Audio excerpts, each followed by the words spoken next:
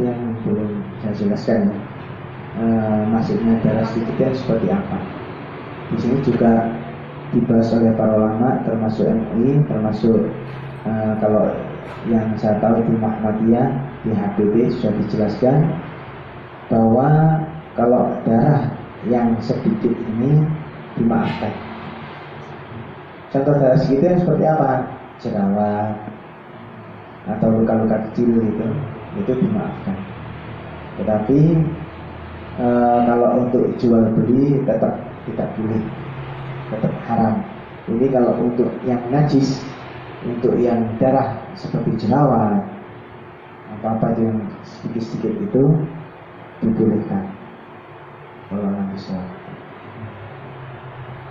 kita itu dimaafkan, baik itu sedikit atau banyak. Misalnya habis luka kemudian sudah ditutup, itu dimaafkan. Tetapi kalau untuk orang lain itu yang hukumnya najis, itu khusus di pendapat Imam Asy-Syafi'i. Kalau yang lainnya kita berdasarkan jumlah sebanyak sedikitnya. Kalau cuma jerawat itu najis yang dimaafkan. Juga misalnya nyamuk kan ada darahnya, flash test cuma itu. Berarti kalau nyamuk kita ceplas darahnya ya kita wudhu ya. Itu nggak perlu wudhu lagi atau nggak perlu ya? Diisiin air atau gimana? Masalah wudhu itu berbeda dengan najis. Jadi kalau kita wudhu kena najis itu wudhunya nggak batal, dibersihkan aja. cuma kita bersihkan saja. Yang hubungannya ketika kita ada, misalnya ketika sholat ketika ada najis kan ada yang membatalkan. Tapi ketika nyamuk terus itu dimaafkan. Mungkin membatalkan itu kayak kotoran apa nih? Kotoran cecak, kotoran atau darah yang jumlahnya besar. Ya, ini karena bukunya belum, ketika terbit buku ini belum membahas itu. Nah kemarin saya juga termasuk yang banyak membaca tentang itu. Biasanya plasma darah, ya para ulama kebanyakan membolehkan.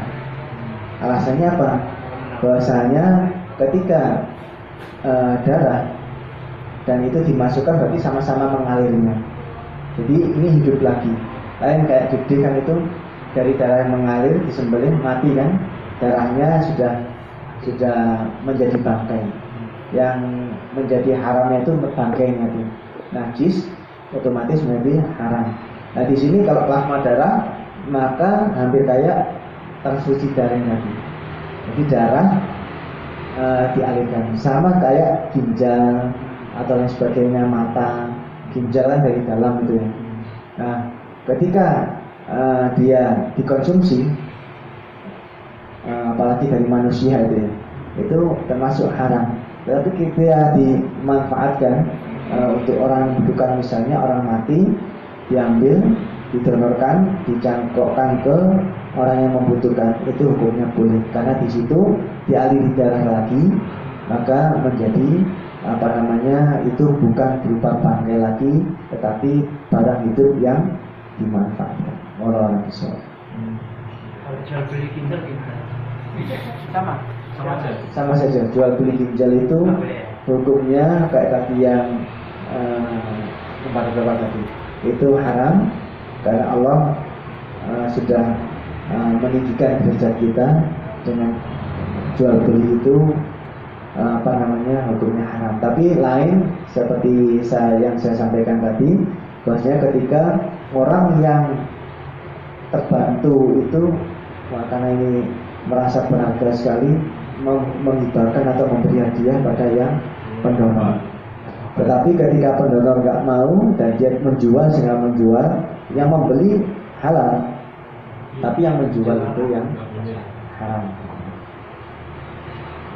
Juga ya. Ya. Belum dicek banyak yang jual ginjal. Maka kemarin kan banyak yang bisnis jual beli ginjal. Iya. Hukumnya haram. Karena memang Allah bahkan banyak pendidikannya diambil ginjal. Apalagi di bayi-bayi ya, sorry. Ya. bayi organnya di apa tuh yang biru hampir satu ya.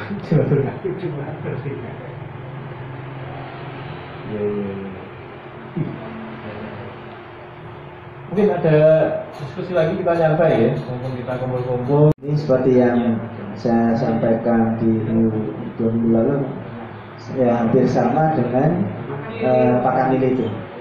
Jadi sebenarnya beberapa banyak pendapat ulama itu membolehkan, tetapi ketika kita makanan yang halal dan thayyibah, maka dikarantina dulu nih, dikarantina sehari atau 2 hari, maka itu menjadikan boleh. Tetapi kalau masalah thayyib itu yang banyak dijelaskan ahli kesehatan, bahwasanya yang dari awal sudah thayyib maka sampai ke tubuh kita ya thayyib. Ketika orang-orang dulu makannya singkong apa yang langsung dan tanpa pestisida, itu ya thayyib. Nah sekarang kita banyak pestisidanya, hasilnya ya warna besar. Maka ketika kita mengambil itu dari para ulama, banyak yang membolehkan, tetapi masalah thayyibnya itu yang perlu kita pikirkan. Kalau kita ambil jalan tengahnya, di karantina bisa, tetapi ketika itu dalam aspek penjualan kita margin masih ada, ya baiknya kita ambil protein yang baik juga. Wallahu a'lam bishawab.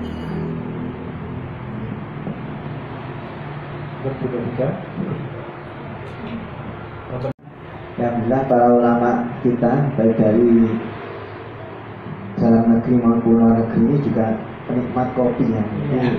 Ini sudah diteliti sejak tahun 2005 yang lalu, asal ini fatwa ini sudah muncul entah dari MUI, entah dari Rabita dan sebagainya.